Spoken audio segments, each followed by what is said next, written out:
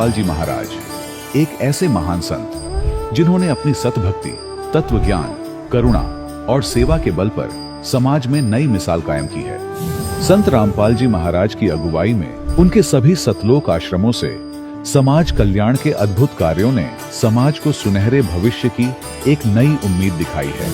संत रामपाल जी महाराज से नाम दीक्षा लेने के बाद लाखों लोगों की लाइलाज बीमारियां जैसे कैंसर, एड्स आदि ठीक हुई। संत जी के ज्ञान से प्रेरित होकर उनके अनुयायियों ने लाखों यूनिट रक्तदान किया। संत जी ने लाखों बहन बेटियों का दहेज मुक्त विवाह करवाया।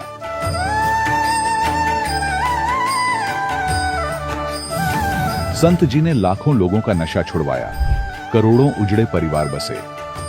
संत जी के आश्रमों में समागम के दौरान निःशुल्क नेत्र चिकित्सा, दंत चिकित्सा प्रदान की जाती है। संत रामपाल जी महाराज द्वारा समय समय पर पर्यावरण संरक्षण के उद्देश्य से बड़े स्तर पर वृक्षारोपण किया जाता है। संत जी ने जरूरतमंदों को तत्काल राहत पहुंचाने के लिए एम्बुलेंस सेवा शुरू की। संत जी अपने अनुयायियों को देहदान के लिए प्रेरित करते हैं, जिससे मानवता की सेवा और चिकित्सा क्षेत्र में सुधार हो सके। संत रामपाल जी महाराज के सभी आश्रमों में हर रोज निःशुल्क भंडारा आयोजित किया जाता है, जहां हर वर्ग, हर जाति और हर धर्म के लोग एक साथ बैठकर भोजन करते हैं।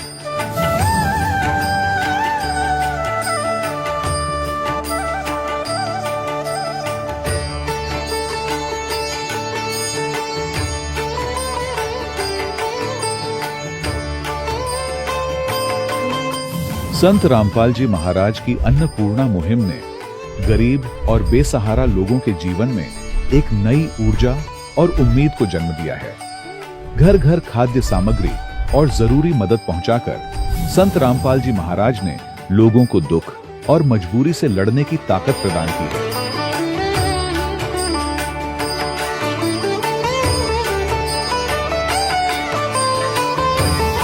संत रामपाल जी महाराज द्वारा गरीब लोगों के लिए घर बनवाने का अद्भुत कार्य एक ऐसी मिसाल कायम कर रहा है जो सदियों सदियों संत जी की उदारता और दया भावना के तौर पर जाना जाएगा।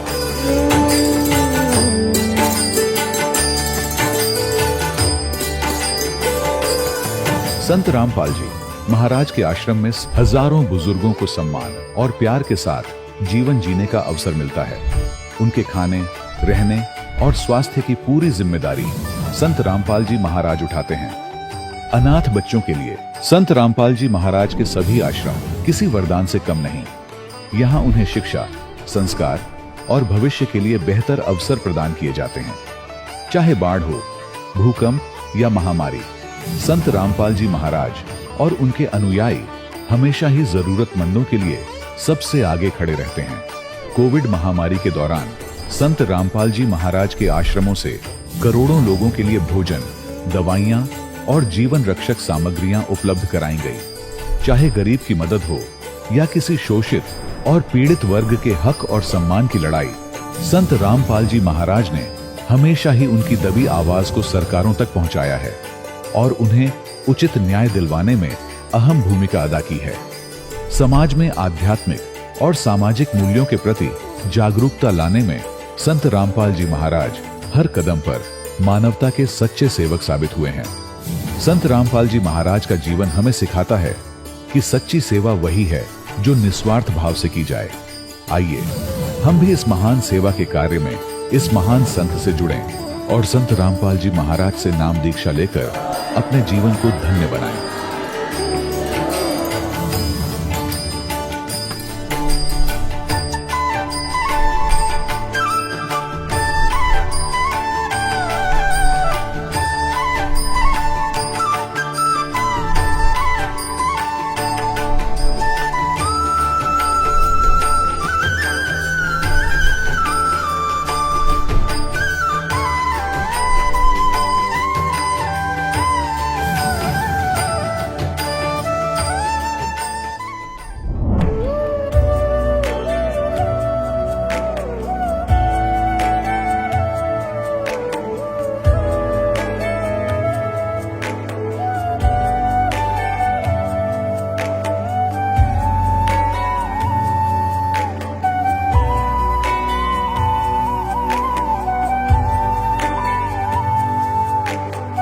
प्रभु राम देव भगवान अल्लाह खुदा ईश आदि नाम एक ही शक्ति के हैं।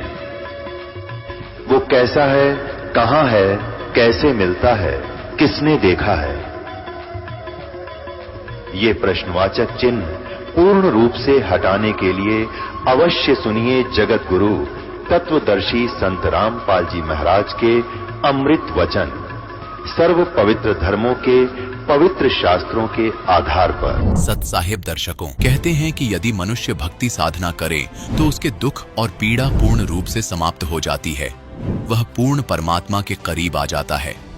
लेकिन क्या हो यदि इसके विपरीत आपके साथ होने लगे, यानी भक्ति करते हुए भी दुख व पीड़ा आपको घेर ले? ऐसी ही एक कहानी है छत्तीसगढ़ की रहने वाली श्वेता जी की। श्वेता जी सभी देवी देवताओं की भक्ति साधना किया करती थीं, नवरात्रों के व्रत भी रखती थीं, लेकिन फिर भी उनके जीवन में कष्ट खत्म होने का नाम ही नहीं ले रहे थे। श्वेता जी के पति नशा किया करते थे, जिससे श्वेता जी बहुत परेशान थी। शादी को 3 साल हो चुके थे, लेकिन फिर भी उन्हें संतान की प्राप्ति नहीं हुई थी। दर्शकों, श्वेता जी का कहना है कि मेरी जिंदगी तब बदली जब मुझे संत रामपाल जी महाराज द्वारा लिखित पुस्तक जीने की राह मिली, और जीने की राह पुस्तक पढ़ने के बाद मैंने संत रामपाल जी महाराज से नाम दीक्षा ले ली। दर्शकों, श्वेता जी ने जैसे ही संत रामपाल जी महाराज से नाम दीक्षा ली, वैसे ही उनके पति की नशे के लत छूट गई और संत रामपाल जी महाराज के आशीर्वाद से उन्हें एक बेटी प्राप्त हुई। दर्शकों, क्या संत रामपाल जी महाराज द्वारा बताई गई भक्ति साधना में इतनी शक्ति है कि लोगों को ऐसे अद्वितीय लाभ मिल रहे हैं? जिस नशे को छुड़वाने के लिए सरकार नशा मुक्ति केंद्र खुलवाती है, लेकिन फिर भी लोगों का नशा नहीं छूट पाता। उस नशे को संत रामपाल जी महाराज कैसे केवल ज्ञान से और आशीर्वाद से छुड़वा रहे हैं? आइए जानते हैं कि आखिर सच्चाई क्या है। सुनते हैं श्वेता जी की कहानी, उन्हीं की जुबानी। नमस्कार जी। नमस्कार सर। क्या नाम है जी आपका? श्वेता दासी। श्वेता जी, आप कहाँ से हैं? मैं ग्राम खेरथाडीह, जिला बालोद, छत्तीसगढ़ से। श्वेता जी, संत रामपाल जी महाराज जी से नाम उपदेश आपने कब लिया? फरवरी माह सन 17 में लिए हम लोग। संत रामपाल जी महाराज जी से नाम उपदेश लेने से पहले क्या आप कोई भक्ति साधना भी करते थे? हाँ सर, बहुत भक्ति करती थी। मैं नवरात्रि में देवी दुर्गा का व्रत करती थी, शनिवार को शनिदेव का व्रत करती थी, और गुरुवार को मतलब साईं बाबा का व्रत रखती थी।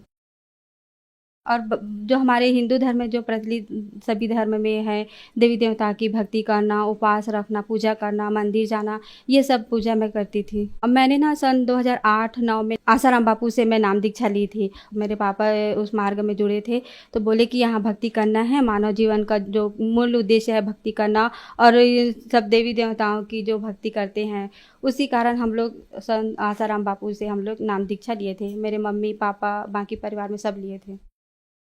जैसा कि आपने बताया कि आप हिंदू धर्म में चलने वाली सभी भक्ति साधनाएं करते थे, फिर आपने आसाराम बापू को अपना गुरु बनाया, लेकिन फिर क्या कारण बना कि आपने संत रामपाल जी महाराज जी को भी अपना गुरु बनाया? सर, इसके पीछे बहुत बड़ा कारण था कि मेरे पति बहुत नशा करते थे। तो उस टाइम ना मेरे गांव में एक भगत जी हैं, वो संत रामपाल जी महाराज जी से दीक्षा लिए थे। तो उन्होंने मेरे पति को बताते थे कि भाई आप ये ज्ञान समझो, जीने की राह है, ज्ञान गंगा पुस्तक है, आप पढ़ो, ये बहुत भक्ति मार्ग है, आपके इस मार्ग में आने से आपका नशा छूट जाएगा और आपकी जो बेटी बहुत दिन से बीमार है वो भी ठीक हो जाएगी। तो मेरे पति ना संत रामपाल जी महाराज जी का सत्संग सुनते थे, शाम को जो चैनल पे आता है, और उसी टाइम ना ज्ञान गंगा बुक भी पढ़ते थे, और गीता में एक एक अध्याय, एक एक श्लोक मिलाते थे कि ये भक्ति जो है वो तो सही हमारे धर्म जो ग्रंथ है उसमें प्रमाणित है।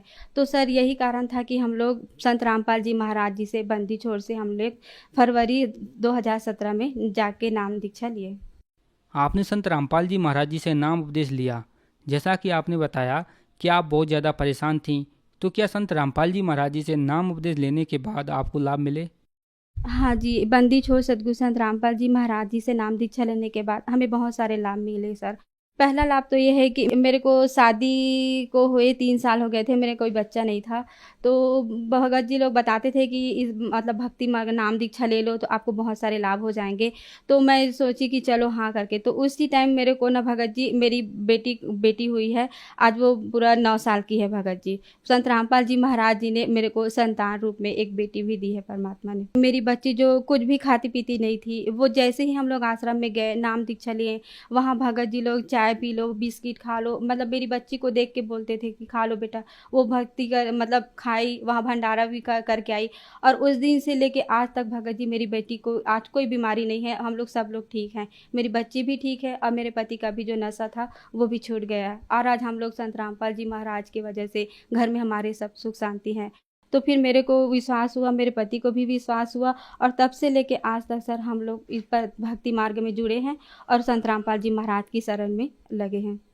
संत रामपाल जी महाराज जी से जुड़ने के बाद आपको बहुत सारे लाभ प्राप्त हुए। तो जो दर्शक आज आपको टीवी पर देख रहे हैं वो भी संत रामपाल जी महाराज जी से जुड़ना चाहते हैं तो कैसे जुड़ सकते हैं? मैं अपने जगत के भाई बहनों से यही प्रार्थना करती हूँ कि आज मैंने संत रामपाल जी महाराज जी से नाम दीक्षा लेने के बाद जो सारे सुख हुए, मेरे को संतान का सुख प्राप्त हुआ, मेरे पति नशा छोड़ दिए, और संसार में मेरे जैसे कई महिलाएं हैं जो बहुत दुखी हैं। उनको लगता है कि हाँ डॉक्टर के पास जाएंगे तो हम ठीक हो जाएंगे, किसी झाड़ फूक वाले के पास जाएंगे तो ठीक हो जाएंगे। ये उनकी गलत धारणा है, क्योंकि हमारे आज जो हिंदू धर्म में प्रचलित बहुत सारे साधु संत हैं जो अपने अपने दुकान खोल के बैठे हैं कि आओ हमारे पास ऐसा कर लो वैसा कर लो, लेकिन वहाँ जाने से कोई लाभ नहीं मिलता है। आज धरती पे संत रामपाल जी महाराज पूर्ण परमात्मा के रूप में आए हुए हैं, और वो ऐसा नहीं है कि कोई कह दिया और हम चले गए। वो एक एक अध्याय, एक एक मतलब जो धर्म ग्रंथ है देवी मतलब हमारे हिंदू धर्म में कि है, गीता है और कुरान है, बाइबिल है, इन सभी में प्रमाण देते हैं और उंगली रख रख कर बताते हैं कि बेटा ये हमारे ही ग्रंथों में ये सब ज्ञान छुपा है, आप सत्संग सुनो, ज्ञान गंगा बुक है, जीने की राह बुक है, इन सबको पढ़ो। और इसी के कारण आप संत रामपाल जी महाराज का जो ज्ञान है उसको आप समझकर इस भक्ति मार्ग में आ सकते हैं और अपना मानव जीवन का कल्याण करा सकते हैं। धन्यवाद जी। सत साहिब। दर्शकों, अभी आपने सुने संत रामपाल जी महाराज से दीक्षा प्राप्त करके सुखी हुए भक्त के अनुभव। अब देखिए जगत गुरु तत्वदर्शी संत रामपाल जी महाराज के मंगल प्रवचन। अब क्या बताया है चौथे अध्याय के 32वें श्लोक में। यहाँ पर थोड़ी सी जो अनुवाद करता है, अनुवादक हैं गीता जी के, गड़बड़ कर गए, क्योंकि जहां इनकी बुद्धि ने काम नहीं किया वहां अर्थों का अनर्थ किया इन्होंने।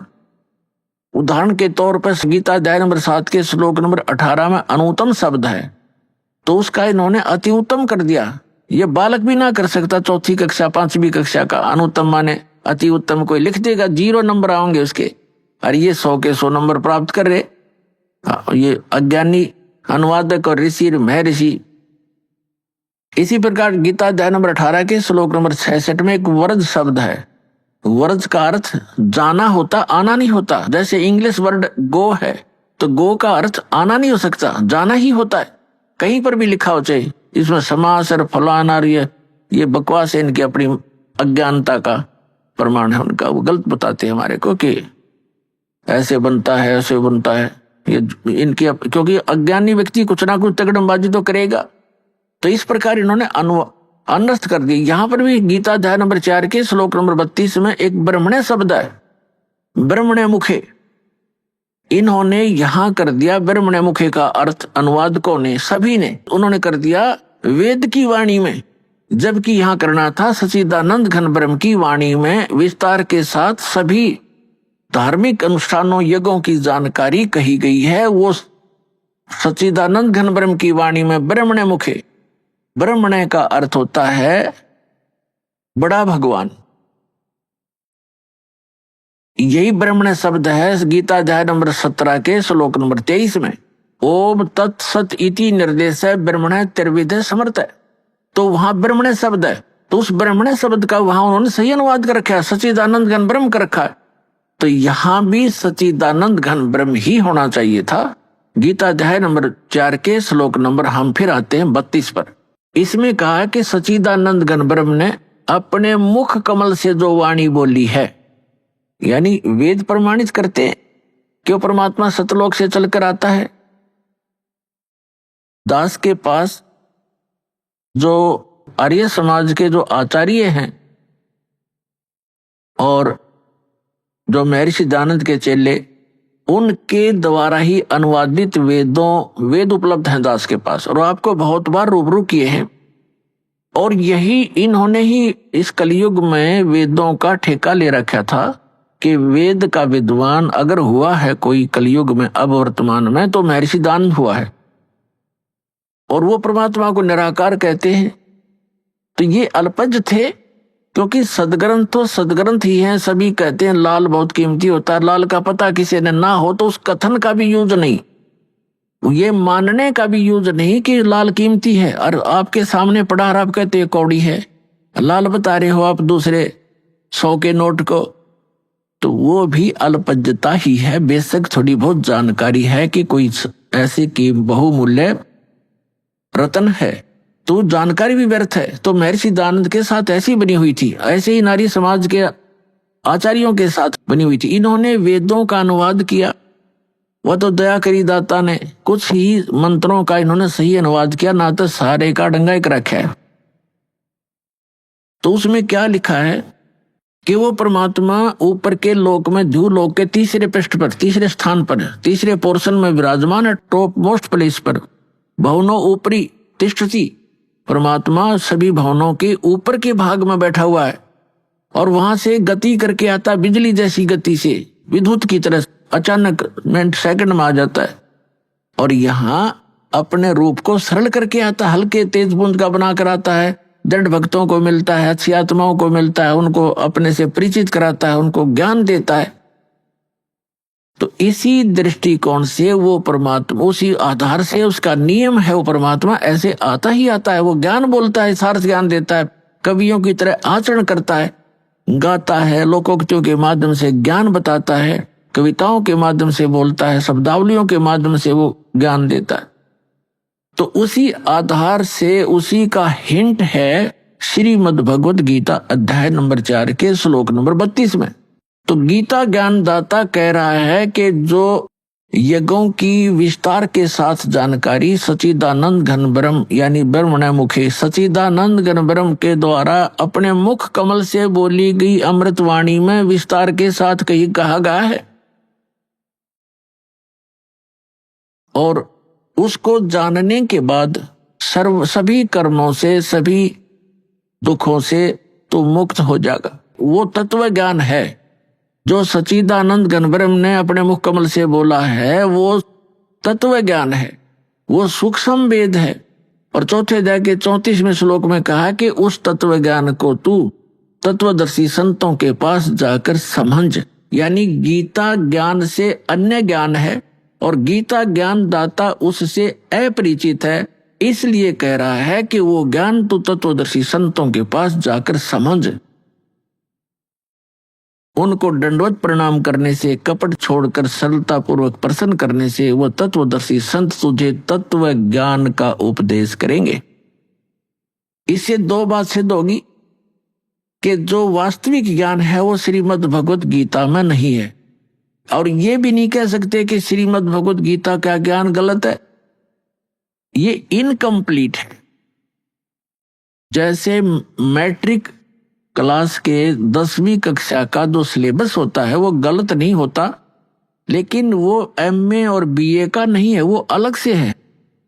बीएससी आदि करते हैं वो उससे आगे चलकर है, लेकिन वो साथ में सहयोगी होता है।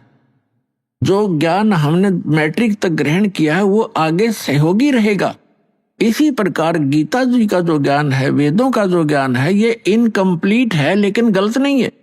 तो इसमें क्या कहा है कि उस ज्ञान को जो इनसे हटकर कंप्लीट स्पिरिचुअल नॉलेज है, उसके अंदर इन वेद और गीता, पुराण, कुरान, बाइबल, इन सभी का ज्ञान समावेश है, क्योंकि वो सबका करता है और सबकी सचिति से परिचित है, और वो प्रत्येक प्राणी के प्रत्येक कर्म से भी परिचित है। वो परमात्मा पूर्ण ब्रह्म है। तो यहाँ प्रसंग चल रहा है कि उस तत्व ज्ञान को तत्वदर्शी संतों के पास जाकर समझे। अब हम आते हैं गीता अध्याय नंबर 7 के श्लोक नंबर 29 में। इसमें गीता ज्ञानदाता कह रहा है कि अर्जुन, जो मेरे आश्रित होकर मैंने जो ज्ञान दे दिया और इस पर उसने अमल कर लिया और तत्वदर्शी संत खोज लिया और तत्व ज्ञान से वो परिचित हो गया, तो वो प्राणी, तो वो जो मेरे ज्ञान के को आधार मानकर आश्रित होकर के किसी भी वस्तु प्राप्त के लिए जैसे कोई साधना नहीं करते, वो केवल जरा और मरण के दुख से, बुढ़ापे और मृत्यु के दुख से छूटने का जो प्रयत्न कर रही है, वे तत्ब्रह्म से परिचित हैं और सारे अध्यात्म ज्ञान से परिचित हैं और सभी कर्मों से परिचित हैं। केवल वे ही जरा और मरण से छूटने का प्रयत्न करते हैं। अपनात्मा, जब हमें ये ज्ञान होगा कि जैसे दास आज का जो सत्संग आपको सुना रहा है, यही उद्देश्य है कि जिस लोक में आप रह रहे हो, ये लोक ठीक नहीं, यहां तो आपको पल पल पीड़ा का सामना करना पड़ता है। और परमात्मा कहते हैं कि तन दर सुखिया कोई न देखा, जो देखा सो दुखिया हो, और उदय अस्त की बात करे मन सबका किया विवेका हो। देखो, निर्धन तो वैसे ही दुखी है, उसको तो सारे ही कष्ट उठाने पड़ते हैं, भूख से भी परेशान, कपड़े वस्त्र मकान भी नहीं। तो परमात्मा कहते हैं तन धर सुखिया कोई ना देखा, जो देखा सो दुखिया हो। और उदय अस्त की बात करें कि ऐसे ऐसे राजा हो गए जिनका सूर्य अस्त हो और सूर्य उदय हो, वहां तक उसका राज हो, यानी पूरी पृथ्वी का शासक भी मैंने देख लिया, और ब्रह्मा विष्णु महेश को भी देख लिया, ये भी सुखी नहीं। और आप इस लोक में एक कोठी, एक फैक्ट्री ला ली तो आप इसी में सुख मान लिया, एक कार ले ली को एक सेकंड का भरोसा नहीं हुआ, कार ले डूबे, पूरे परिवार का नाश हो जाए। तो बिना ज्ञान के डले ढोरे थे पुण्यात्माओं, सौभाग्य आपका, आपका जन्म ऐसे समय में हुआ है, धन्य आपके माता पिता जिनसे जन्म हुआ, आपका ऐसे समय में जन्म है और आपको ज्ञान हो रहा है। प्रमाण आपके सामने है, बच्चे से लेकर बूढ़े तक आज शिक्षित है और आसानी से परमात्मा ने ऐसे इंस्ट्रूमेंट बनवा दिए। ये मैन माइंड नहीं है, ये गॉड गिवन माइंड से बनवाए गए हैं ताकि अपने बच्चों को घर बैठे वो संदेश पहुंचा सके और प्रमाणित कर सके, सब सदग्रंथों से आप परिचित हो सके। तो जो प्रसंग चल रहा है वहीं आते हम। तो परमात्मा कहते हैं हमने तन दर सुखिया कोई ना देखा, जो देखा सो दुखिया हो। उदयस्त की बात करें मैंने सबका किया विवेका हो। कहते हैं घाटे बाधे, लाभ हानि में सारे दुखिया। लाभ हो गया किसी को, मान ले 2 लाख रुपए मिल गए कितने किसी सौदे में, उसको कैसी प्रेरणा करता है ये काल कि कोई ऐसा बिजनेस कर दूं तो 5 लाख लेगा उधारे और 2 लाख वो 7 लाख ला का बैठ जाएगा और उसमें हो जाएगा घाटा। वो 2 लाख भी गए, टेंशन नहीं होगी। वो लाभ था वो भी टेंशन में बदल गया। और घाटे में तो दुख होता ही होता है। कहते हैं घाटे बाधे, घाटा माने हानि और बाधा माने लाभ। लाभ हानि में भी दुख, घाटे बाधे सब जग दुखिया।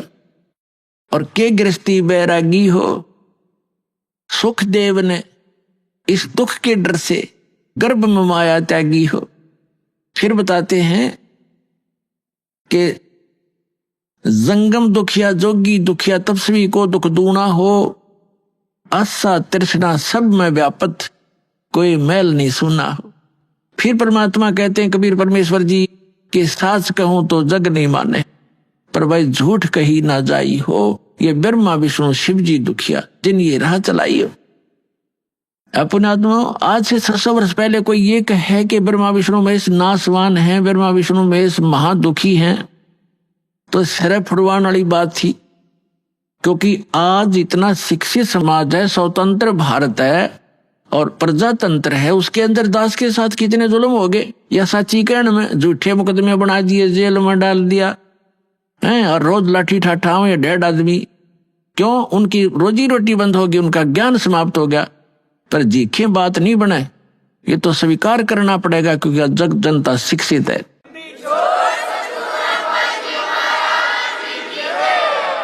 छह 600 वर्ष पहले ये बातें कहा करते परमात्मा के साथ, कैसे कह तो लेते कबीर जी की। कभी आने वाले समय में आपको सुनाएंगे वो कहानी परमात्मा ने हमें 600 वर्ष पहले ये जानकारी देना चाहा था, जो दास उन्हीं की दी हुई आज आपके रूबरू कर रहा हूं और सदग्रंथों से मेल कर रहा हूं कि सदग्रंथों में भी लिखा था और भगवान भी बताया करते थे।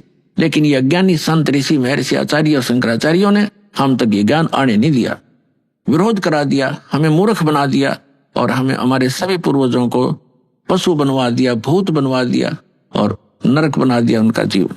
अब जैसे श्री देवी भागवत प्रथम स्कंद में सचित्र मोटा टाइप गीता प्रेस गोरखपुर से प्रकाशित के 28-29 पृष्ठ पे व्यास जी पूछ रहे हैं नारद जी से। नारद जी बता रहे हैं कि मेरे पिता ब्रह्मा जी ने देखा कि विष्णु जी हठ योग कर रहे थे, समाधि लगाए बैठे थे। ब्रह्मा जी ने पूछा विष्णु जी से कि आप तो सर्वेश्वर हो, आप तो सारी उत्पत्ति करता हो, सबके मालिक हो, आप किसकी भक्ति कर रहे हो? तो विष्णु जी कहते हैं कि मैं अधिक समय तक ज्यादातर मैं तप करता हूं, तप के बाद फिर मैं राक्षसों को मारने में लगा रहता हूं, उनके साथ युद्ध करता हूं। कुछ थोड़ा बहुत समय मिलता है तो लक्ष्मी जी के साथ सुखपूर्वक समय बिता पाता हूं। और फिर कहते हैं मैं देवी की पूजा करता हूं, देवी की, दुर्गा की। और मेरे स्पिरिचुअल नॉलेज में, मेरे अध्यात्म ज्ञान में जितना मुझे ज्ञान है, इस देवी से ऊपर कोई भगवान नहीं। तो इससे ये सारा कंसेप्ट क्लियर हो गया। ना नारद जी ने ज्ञान, ना व्यास जी को ज्ञान, ना ब्रह्मा जी को ज्ञान और ना विष्णु जी को ज्ञान। और विष्णु जी कितने सुखी, कहते पहले तप करता हूं, बैटरी चार्ज करता है, सिद्धियां प्राप्त करके फिर राक्षसों से लड़ता है, वो सिद्धियां भी समाप्त हो जाती हैं, फिर तप करना पड़ता है। और थोड़ा बहुत समय मिलता है तो थोड़ी बहुत देर लक्ष्मी के पास बैठ उठ लेता हूं, नहीं तो फिर यही क्रिया में लगा रहता हूं, तो खाक सुख है। और श्री कृष्ण उर्फ श्री रामचंद्र जी यहाँ आए थे पृथ्वी पर, उनका एक पल भी सुखी नहीं। बचपन से ही विवाह होते ही वनवास हुआ, सीता का अपहरण हुआ, रावण के साथ लट्ठम लट्ठा। आते ही सीता वापस ले आए, करोड़ों आदमी मरवा के। आते ही फिर घर से निकाल दी गर्भवती पत्नी, पति बच्चे कहीं, आप कहीं, वो जीव सुखी नहीं हो सकता चाहे कितनी बात बनावे। जिसका परिवार कहीं जंगल में पता नहीं वो मर रहा है या भूखा है या प्यासा है, और स्वयं से राजा के राष्ट्रपति बन जा। वो तो एक यहूदा के राजा थे, छोटे से टुकड़े के। उसके बाद श्री कृष्ण रूप में जन्मे। श्री कृष्ण का जीवन देख लो, कहां सुखी हुए। जेल में जन्म हुआ, मामा दुश्मन बन गया, कभी कहीं छुपाया उनको, कभी कहीं छुपाया, फिर कभी जरासिंह मारने आ रहा है, कभी कोई आ रहा है, कोई शिशुपाल दुखी कर रहा है।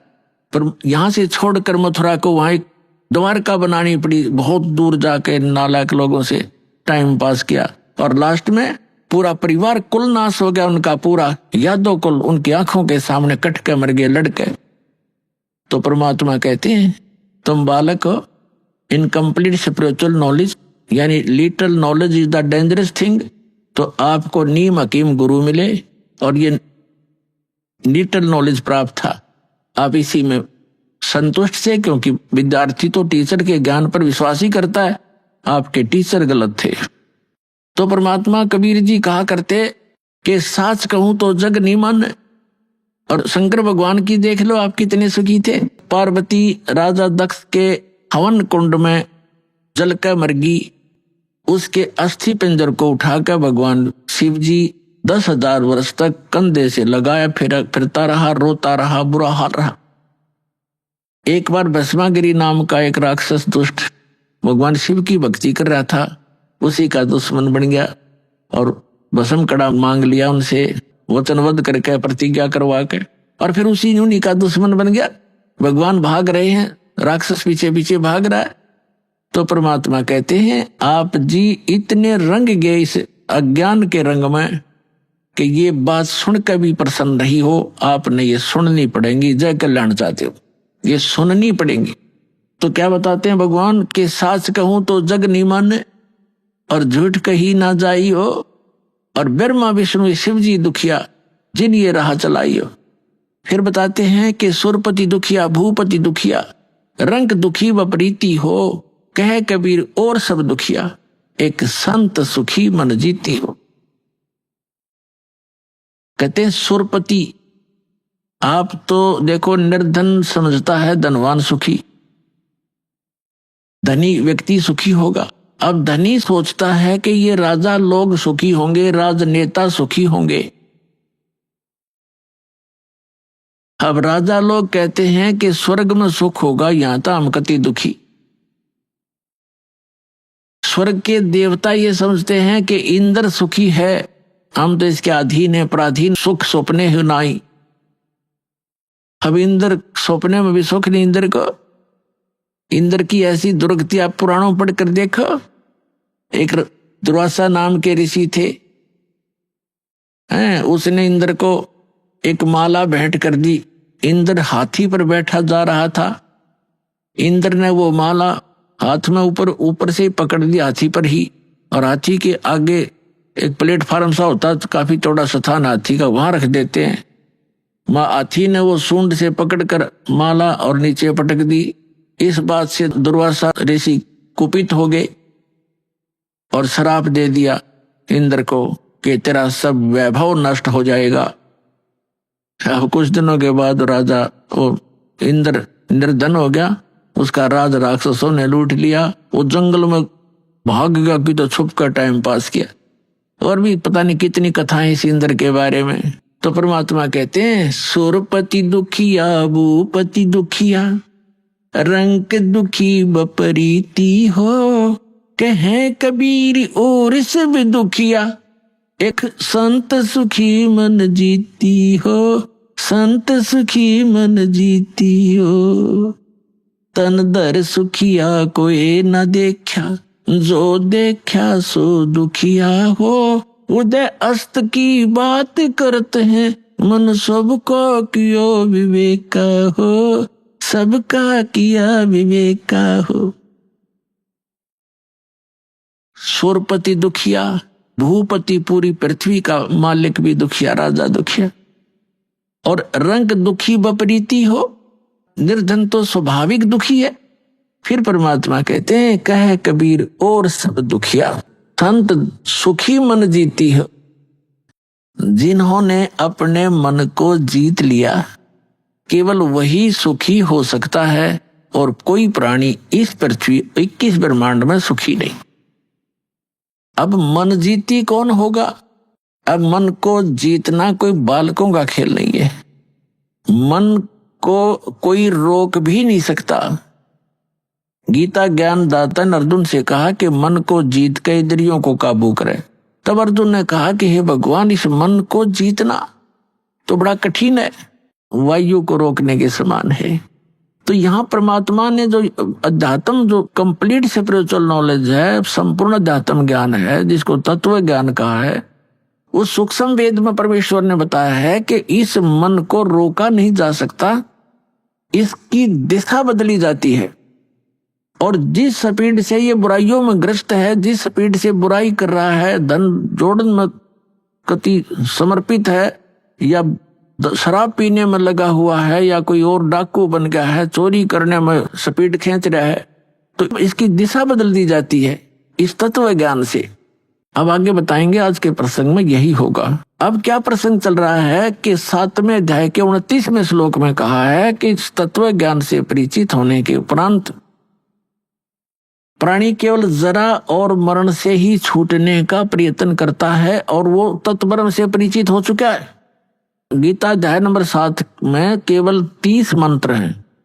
29 में तो ये कहा है कि जो जरा और मरण से छूटने का प्रयत्न करते हैं, यानी वृद्ध अवस्था के डर से और मृत्यु के भय से, इस दुख से छूटने का जो प्रयत्न करते हैं, वो तत्ब्रह्म से परिचित है, सारे अध्यात्म से परिचित है और सभी कर्मों से परिचित है। 7वें अध्याय के 30वें मंत्र में सिर्फ इतना कहा है उस गीता ज्ञानदाता ने कि जो मेरे सत्य का ज्ञान रखते हैं वो मुझे ही जानते हैं और मुझे ही मानते हैं। फिर 8वें अध्याय के प्रथम मंत्र में अर्जुन ने प्रश्न किया कि हे भगवान, जो आपने 7वें अध्याय के 29वें श्लोक में जिस तत्ब्रह्म की जानकारी दी है कि उसको जानने के पश्चात ये साधक केवल जरा और मरण से छूटने का प्रयत्न करते हैं, यहाँ की किसी वस्तु की डिमांड नहीं रखते, तो किम तत्ब्रह्म, वो तत्ब्रह्म क्या है? 8वें अध्याय के 3 श्लोक में श्रीमद् भगवत गीता में गीता ज्ञान दाता ने कहा कि वो परम अक्षर ब्रह्म है, यानी गीता ज्ञान दाता से अन्य है और वो तीसरे नंबर का प्रभु है। श्रीमद् भगवद गीता अध्याय नंबर 15 के श्लोक नंबर 16 में दो पुरुष, सर पुरुष और अक्षर पुरुष, इन्हीं को सर ब्रह्म भी कह सकते हैं, इसको अक्षर ब्रह्म भी कहते हैं, इनके अन्य पर्यायवाची नाम हैं। और ये दोनों नासवान, इनके अंतर्गत जितने प्राणी हैं वो भी नासवान। जीवात्मा तो किसी की भी नहीं मरती, हो तो कुत्ते की भी ना मरती, गधे की भी नहीं मरती। इसके तुरंत पश्चात गीता अध्याय नंबर 15 के श्लोक नंबर 17 में गीता ज्ञानदाता कहता है कि पुरुषोत्तम तो कोई और है। उत्तम पुरुष कहो चाहे पुरुषोत्तम कहो, पुरुषोत्तम तो कोई और है। उत्तम पुरुष है तू अन्य, ये वो इन दोनों से कोई और है। सर पुरुष अक्षर पुरुष से, सर पुरुष कहो सर ब्रह्म कहो, अक्षर पुरुष कहो अक्षर ब्रह्म कहो, इनसे कोई और है, अन्य है, हटकर है, सेपरेट है। और परमात्मा इति उदाहरते, वही वास्तव में परमात्मा कहा जाता है। अपने आत्मा जिस लोक में आप रह रहे हो, कोई फ्लड से मर रहे हैं, कहीं भूकंप आ गया, किसी कोई कैंसर से पीड़ित है, किसी का वैसे एक्सीडेंट में मर जाते हैं, कोई किसी तरह दुखी है, कोई भी टेंशन से फ्री नहीं है, तो इस जिस लोक में हम रह रहे हैं, क्या यह परमात्मा का लोक हो सकता है? परमात्मा का अर्थ होता है श्रेष्ठ आत्मा जो दुख देख नहीं सकता अपने बच्चों का। सतलोक है वो स्थान जहां परमात्मा का अपना स्थान है। ये तो एक रिजेक्टेड प्लेस है। जैसे फॉर एग्जाम्पल आपको बताएं, पुराने समय में पहले यहाँ भारतवर्ष के अंदर राजा लोग जो दंडित करते थे, कोई नागरिक स्त्री या पुरुष हद से ज्यादा ही जो अनियमितता रखती थे, ऐसा जुल्म कर देते थे, उनको ऐसी सजा देते थे, उनको काला पानी छोड़ दिया दे। काला पानी, वो काला पानी था इंडोमान निकोबार द्वीप, जो समुद्र के बीच में चारों तरफ से घिरा हुआ समुद्र से और अपने भारत से 800 हजारों किलोमीटर दूरी पर, उसको वहां पर नौका से छोड़ाते थे और वापस आ जाते। तो फिर वो किसी तरह रहो वहां पर, वो पनिशमेंट प्लेस था, वो सजा का स्थान था। वहां ना कोई मकान था उनके लिए, ना खाने की व्यवस्था थी, थोड़ा बहुत जैसा भी वहां घास फूस उनको मिलता था वहां खाओ, ना कोई न्याय था वहां, कोई किसी ने पीटो, कोई किसी को किसी तरह दुखी करो, तगड़े हो वो उनको पीट छेत लें, जैसा जुल्म उनके साथ करो करते रहो। तो वो उसको काला पानी कहा करते, एक पनिशमेंट प्लेस था, वहां सजा का स्थान था। तो जो सतलोक है वो स्थान सुख में है, और वहां से जो गलती हमने की, हम यहाँ पड़ गया कि इस काला पानी में। आप यहाँ देख रहे हो, हमने अपने आप व्यवस्था बनाई है, ब्याह की व्यवस्था करी, ना गदर मचा हुआ था, तगड़ा है जिसकी लाठी उसकी भैंस, राजा है चाहे किसी के साथ कितना बुरा हाल करो, किसी को तंग करो, किसी की बहन बेटियों की इज्जत लूटो, कोई कुछ नहीं कर सकता। और यहाँ मकान मकून हमने बना लिए ना, तो सिर फुटो ओले पड़ो, सिर फोड़ दें, गर्मी सर्दी में दुख पाओ, थोड़ी बुद्धि अपना, तो हमने अपने झोपड़ी गाड़ लिए, मकान बना लिए, तो लोग ठीक नहीं है। तो यहाँ क्या बताया है कि जो प्रसंग चल रहा है कि ये उस परमात्मा का लोक नहीं है, यह श्रेष्ठ आत्मा का स्थान नहीं है। तो परमात्मा उसे कहते हैं जो केवल सुख दे, और साथ में दुख दे, वो परमात्मा नहीं रहा, वो श्रेष्ठ नहीं रहा। अब यहां कहते हैं जैसा कर्म कोई गलती करता सजा तो भोगेगा। तो यह गलती करता क्यों है? हम गलती करने की आवश्यकता क्यों पड़ी हमने? हमारा ये शरीर ऐसा है और साथ में एक बैड एलिमेंट ये मन हमारे साथ है जो सारी गलती करवाता है, और फिर सजा आत्मा पाती है। आत्मा परमात्मा का अंश है, ये मन जो है इस काल का एजेंट है। तो हमने इस एजेंट को अपने काबू करना है, इसको समझाना है इस ज्ञान के माध्यम से। जैसे प्रसंग है कि कह कबीर और सब दुखिया एक संत सुखी मन जीती हो। तो प्रसंग जो चल रहा है, इस मन को कैसे जीतना है, इसको जीता नहीं जा सकता, इसकी हम दिशा डाइवर्ट करेंगे, इसको परिचित कराएंगे अच्छे और बुरे से। तो जो यहाँ हम कैसे करेंगे, जैसे अभी आपको बताया जाएगा 15वें अध्याय के 17वें श्लोक में कहा है कि उत्तम पुरुष तु अन्य परमात्मा इति उदाहरत, जिसको भगवान कहा जाता है वो तो कोई और परमात्मा है। 8वें अध्याय के 3रे श्लोक में आपको प्रमाणित कर दिया। गीता ज्ञानदाता कहता है कि वो परम अक्षर ब्रह्म है। वो परम अक्षर ब्रह्म कहो, परम अक्षर पुरुष कहो, उसको हम सत्य पुरुष कहते हैं। परम अक्षर कहते हैं अविनाशी। 15वें अध्याय के 17वें श्लोक में श्रीमद् भगवद गीता में कहा कि उत्तम पुरुष तु अन्य परमात्मा इति उदाहरते, ये लोग तरम आविश्य विवर्ती अव्यय ईश्वर है। अव्यय माने अविनाशी भगवान। परम अक्षर ब्रह्म का अर्थ होता है वास्तव में अविनाशी। हम उसे सत्य पुरुष कहते हैं संत लैंग्वेज में। परमात्मा ने जो ज्ञान बताया है, अपनी ही महिमा आप ही बताई है कि वो सत्य पुरुष मैं हूँ। हम ही अलख अल्लाह हैं कुतुब गोस और पीर, गरीबदास खालिक धनी हमरा नाम कबीर। अपनी महिमा को बताने के लिए भगवान स्वयं ही आते हैं परमात्मा, और वो बार बार अपने आप को भगवान नहीं कहते, क्योंकि हमारी जो बुद्धि थी वो दूसरे रंग में रंगी हुई थी कि भगवान निराकार है, और यदि साकार है तो राम और श्री कृष्ण है और नहीं बस। इसलिए भगवान ने अपना परिचय भी दिया। जब हमारी कुछ देखा कि इनमें कुछ कड़वापन आता है, इनको अभी स्वीकार नहीं कर पा रहे हैं, तो फिर अपने आप को छुपा कर कहते हैं कि वो परमात्मा सतलोक में रहता है, वो सत्य पुरुष है, वो सारी सृष्टि का रचनहार है। वहां जाने के बाद मृत्यु नहीं होती, और वहां कोई प्राणी दुखी नहीं है, वहां वृद्ध अवस्था नहीं है, और वहां पर मृत्यु नहीं होती, आपका परिवार होगा। तो इसलिए वो अपनी महिमा को बताने के लिए भी अपने आप को छुपा कर ही कह रहा है। अब जो प्रश्न चल रहा है कि इस लोक में कोई प्राणी सुखी नहीं है, और केवल एक मन को जीतने वाला ही सुखी हो सकता है। अब मन को जीतना कैसे है, उसके लिए आपको आज का सत्संग है कि तीन प्रभुता मान्या करते श्री ब्रह्मा रजगुण, श्री विष्णु सतगुण और श्री शिव जी तमगुण। हम केवल इन्हीं को मानते थे, और भूल भटक कर कोई एक आधा कहता था कि कोई ब्रह्म है। ब्रह्म इससे आगे ज्ञान देने वाला इस पृथ्वी पर नहीं हमने पाया, केवल परमात्मा या परमात्मा से परिचित उन महापुरुषों को छोड़कर। उनकी अमर वाणी में यह प्रमाण पहले ही था, उसको हम समझ नहीं सके, बेशक पढ़ते रहे। और फिर 3 पुरुष, इनसे हटकर वास्तव में 3 पुरुष कौन है? सरपुरुष 21 ब्रह्मांड का स्वामी, जिसको ब्रह्म काल कहते हैं, ज्योति निरंजन भी कहते हैं, और दूसरा अक्षर पुरुष जिसको अक्षर ब्रह्म भी कहते हैं, जो 7 शंख ब्रह्मांड का स्वामी है। 7 शंख, नील पद्म शंख, ये गणित की रीति से समझा जा सकता है। और तीसरा जो परम अक्षर ब्रह्म है, गीता अध्याय नंबर 8 के श्लोक नंबर 3 वाला, गीता अध्याय नंबर 15 के श्लोक नंबर 17 वाला, वो असंख्य ब्रह्मांड का स्वामी, असंख्य यानी इंक्लूडिंग सरपुरुष एंड अक्षर पुरुष, इन सब के ऊपर जिसकी प्रभुता है उसको वासुदेव कहते। वासुदेव माने सब के ऊपर जिसकी प्रभुता है वो वासुदेव है। वेदों में वासुदेव जो शब्द है वो पूर्ण परमात्मा के लिए है, और हमारे ऋषि महर्षि हमारे बच्चों के नाम वेदों के आधार से ही रखा करते थे। लेकिन जैसे आज कोई रामचंद्र नाम रखे हुए अपने बच्चे का, अच्छी बात है, रामचंद्र एक अच्छा नाम है, लेकिन वो रामचंद्र थोड़ा ही हो सकता, उसका बच्चा जो दशरथ का पुत्र था।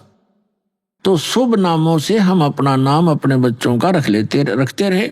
इसी प्रकार जो श्री कृष्ण जी को वासुदेव हम माना करते थे, श्री कृष्ण वासुदेव नहीं थे, उनके पिताजी का नाम था वासुदेव और वेदों से लिखा हुआ था। लेकिन वासुदेव का जो डेफिनेशन है वो है कि सब के ऊपर जिसका वास हो वो प्रभु।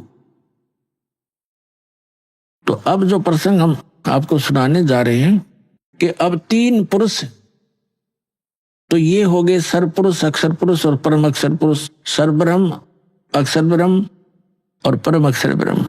परम अक्षर ब्रह्म को हम कहते हैं कंप्लीट गॉड, पूर्ण परमात्मा, सबका क्रिएटर, सबका उत्पत्ति करता, हम उसको सत्य पुरुष भी कहते हैं। अभी आपने सुने संत रामपाल जी महाराज के मंगल प्रवचन।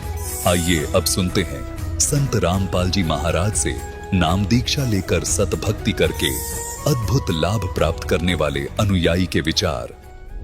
दर्शकों, आज का मनुष्य भक्ति साधना तो करता है, लेकिन शास्त्रों के विरुद्ध करता है और उसके साथ साथ नशे का भी आदी हो जाता है। कोई भांग को भोले का प्रसाद जानकर पी लेता है, तो कोई मदिरा को भैरव जी का प्रसाद जानकर पी लेता है और इन्हीं भगवानों की आड़ में अपने विकारों को छुपाने का प्रयास करता है। ऐसी ही कुछ कहानी है उत्तराखंड के निवासी टीकम जी की। टीकम जी भी पहले सभी देवी देवताओं की भक्ति साधना किया करते थे और साथ ही यह नशे के भी आदी थे। टीकम जी नशे को छोड़ना चाहते थे लेकिन छोड़ नहीं पा रहे थे। फिर टीकम जी की जिंदगी तब बदली जब इन्हें YouTube पर संत रामपाल जी महाराज जी का सत्संग सुनने का सौभाग्य प्राप्त हुआ। इन्होंने संत रामपाल जी महाराज जी का सत्संग सुना और तुरंत नाम दीक्षा लेने की ठानी। दर्शकों, आज टीकम जी का कहना है कि संत रामपाल जी महाराज से नाम दीक्षा लेने के बाद मैं पूर्ण रूप से नशे से मुक्त हो गया हूँ। मेरी सारी बुराइयां छूट गई हैं और मैं एक सच्चे भक्ति मार्ग पर लगा हूँ। दर्शकों, क्या संत रामपाल जी महाराज के ज्ञान में इतनी शक्ति है कि जिस नशे को सरकार नशा मुक्ति केंद्र खोलकर भी नहीं खत्म कर पा रही है, उस नशे को लोग संत रामपाल जी महाराज के प्रवचन सुनकर ही त्याग देते हैं। आइए जानते हैं कि वास्तव में सच्चाई क्या है। सुनते हैं टीकम जी की कहानी, उन्हीं की जुबानी। नमस्कार सर। सत साहिब जी। सर क्या नाम है आपका? जी टीकम दास। टीकम जी आप कहाँ से हैं? जी मैं उत्तराखंड के देहरादून जिले के जौनसार क्षेत्र पहाड़ी क्षेत्र से हूँ। टीकम जी, संत रामपाल जी महाराज जी से नाम उपदेश आपने कब लिया? जी संत रामपाल जी महाराज जी से नाम उपदेश मैंने अगस्त 2020 में लिया। टीकम जी, संत रामपाल जी महाराज जी से नाम उपदेश लेने से पहले क्या आप कोई भक्ति साधना भी किया करते थे? जी भक्ति साधना तो वैसे बचपन से ही परमात्मा की चाह थी, भगवान की चाह थी, किंतु हमारे क्षेत्र में पहाड़ी क्षेत्रों में देवी देवता, भूत पितृ, दिष्टा पाप, पता नहीं कौन कौन से देवी देवताओं की पूजा साधना होती थी। फिर भी उसके साथ साथ मैं सुबह उठ के हनुमान चालीसा, साईं के 108 नाम जाप और सभी देवी देवताओं के जितने मैंने मंत्र जहाँ जहाँ से इकट्ठे किए थे, जिसका शास्त्रों में कहीं प्रमाण भी नहीं है, मैं वो सभी मंत्रों का जाप करता था। सर जैसा कि आपने बताया कि आप बहुत श्रद्धा से भक्ति साधनाएं किया करते थे, तो फिर क्या कारण बना कि आप संत रामपाल जी महाराज की शरण में आए? जी इसका कारण दो है कि क्यों आए और कैसे आए। पहले जैसे मैं क्यों आया, बचपन में मैं एक बार अपने नाना के यहाँ, मामा के यहाँ गया था, तो वहाँ पे एक वैद्य जी बोलो या वैसे तो वो दारू पीते थे, मेरे दादाजी लगते थे और उनको शायद कुछ ऐसी शक्ति उनके अंदर थी कि जिनको वो बोल देते थे वो हो जाता था। जैसे उन्होंने हमारी मामी को बोला था कि आपके पेट से बच्चा निकलेगा तो वो मरा हुआ निकलेगा, तो वैसे ही हुआ। किसी एक लड़के को सुबह कह दिया कि आज तुम कहीं जाओगे तो तुम्हारी मौत निश्चित है, तो उसने विश्वास नहीं किया कि ये पिया हुआ बोल रहा है, लेकिन एक्सीडेंट हुआ और मौत हो गई। तो मैंने उनसे पूछ लिया था एक बार कि दादाजी मेरा हाथ भी देख लो, तो उन्होंने कह दिया कि बेटा हाथ तो नहीं देखूंगा, चेहरा देख के बता दिया था कि 35-36 साल की उम्र में तुम्हारी खांसी से मौत हो जाएगी।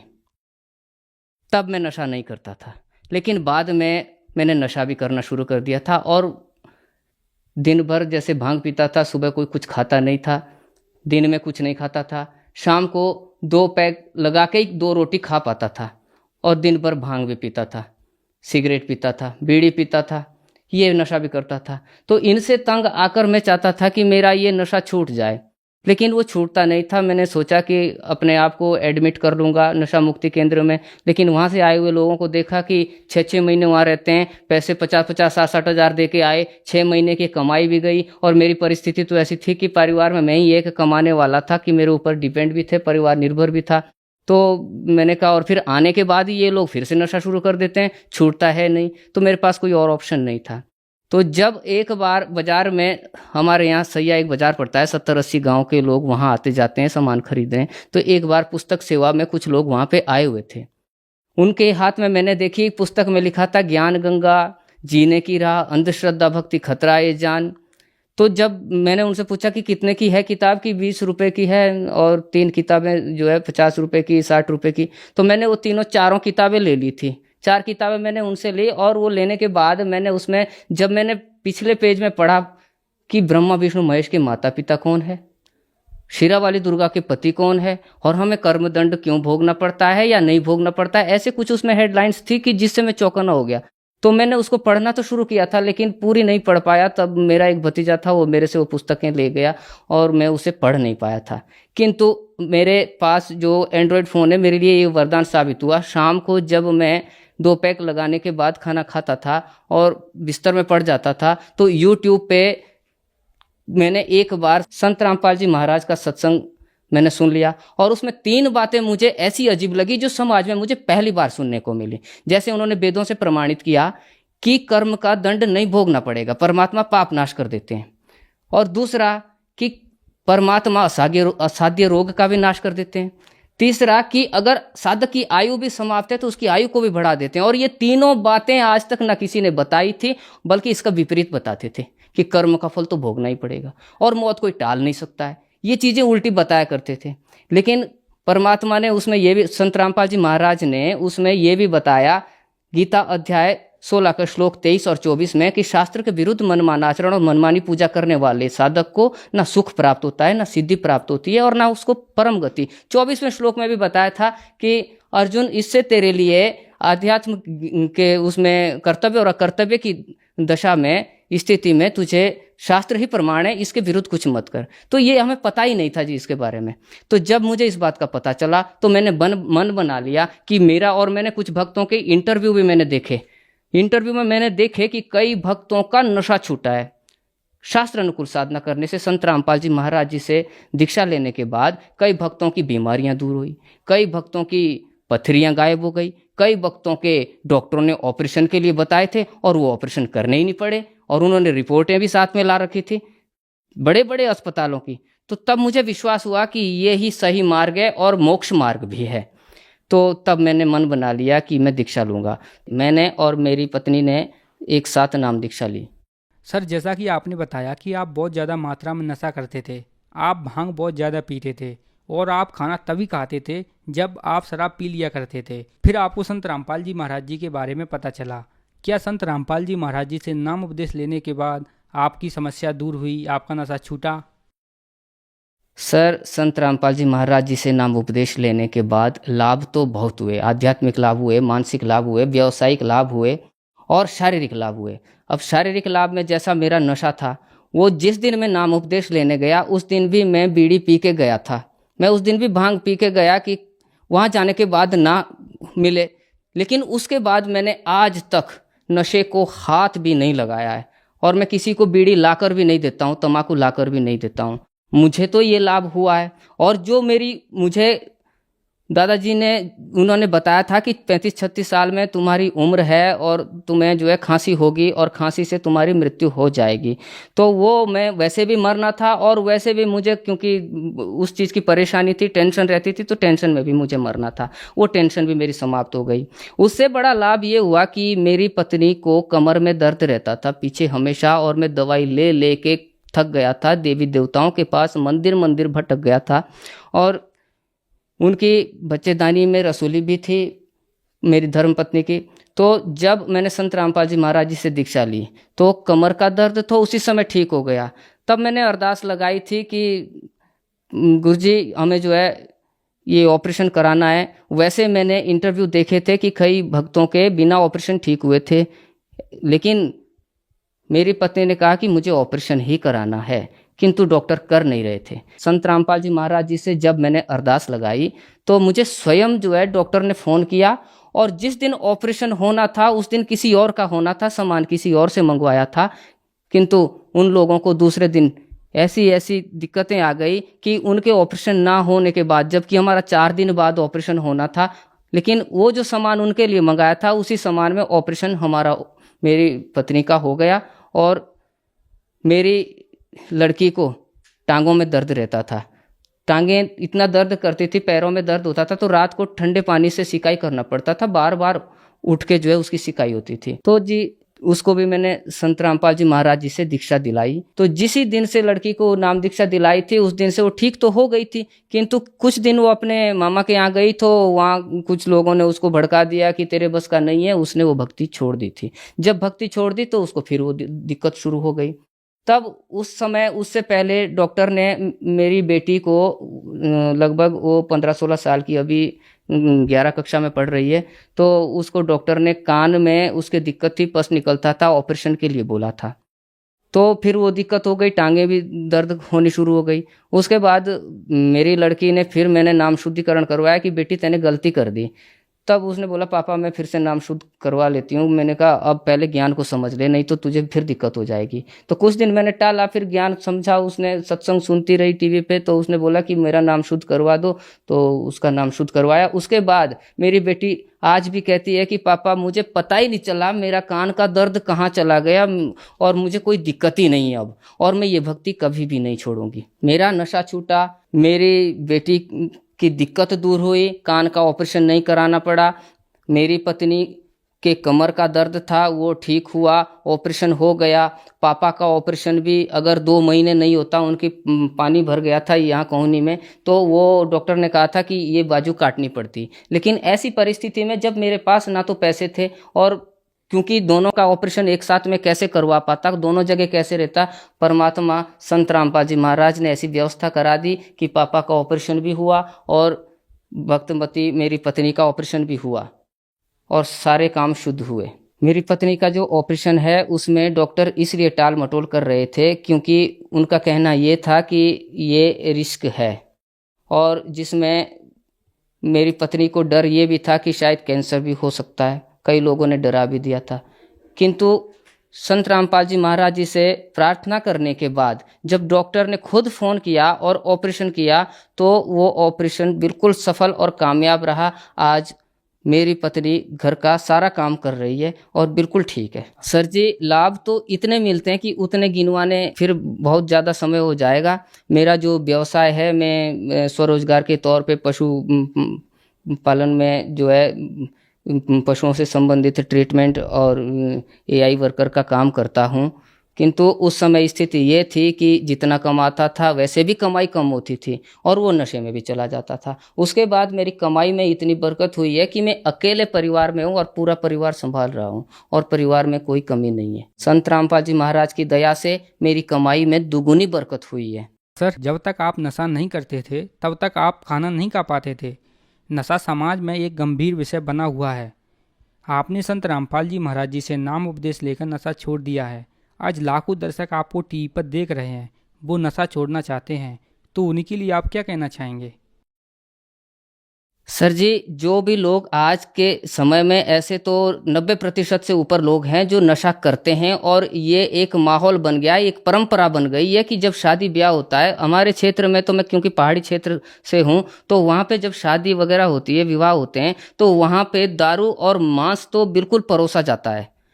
और लेकिन ये चीज़ छूटना भी संभव नहीं है जब तक सद्भक्ति नहीं करते हैं। केवल संत रामपाल जी महाराज जी के शरण में आकर ही ये नशा छुड़वा सकते हैं। और ये जो हम गलत काम करते हैं, मांस भक्षण करते हैं, जितनी भी बुराइयां हैं, बीड़ी सिगरेट तंबाकू, ये सब संत रामपाल जी महाराज जी के शरण में आने के बाद, उनसे नाम उपदेश लेने के बाद अपने आप ही छूट जाती है। क्योंकि वो संत नहीं, वो स्वयं परमात्मा और पूर्ण संत के रूप में परमात्मा स्वयं आए हुए हैं पृथ्वी पर। सर, संत रामपाल जी महाराज जी से नाम उपदेश कैसे प्राप्त कर सकते हैं?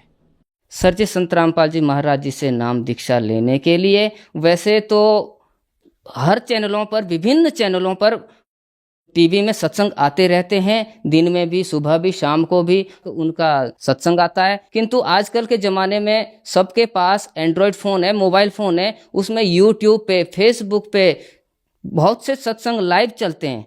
तो संत रामपाल जी महाराज जी से नाम उपदेश लेने के लिए जो टीवी चैनलों पर सत्संग आते हैं या मोबाइल पर सत्संग आते हैं, उसके नीचे पीली पट्टी है, उन पे आश्रम के फ़ोन नंबर्स हैं, उन नंबर पे कॉल करके आप नाम उपदेश ले सकते हैं और उन नंबर से आपको नज़दीकी नाम दीक्षा केंद्र का पता दे दिया जाएगा। धन्यवाद सर। सत साहिब जी।